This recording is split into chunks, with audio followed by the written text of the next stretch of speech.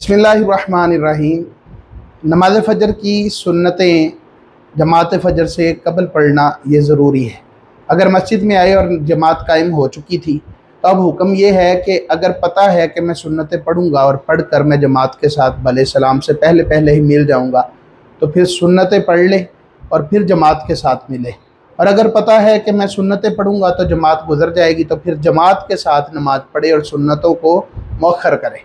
लेकिन हुक्म ये है कि जो सुन्नतें उसकी रह गई हैं वो जमात के फ़ौरी बाद नहीं पड़ेगा, बल्कि वो सूरज के निकलने का इंतज़ार करेगा और सूरज के निकलने के करीबन 20 मिनट बाद वो सुन्नतें अदा करेगा।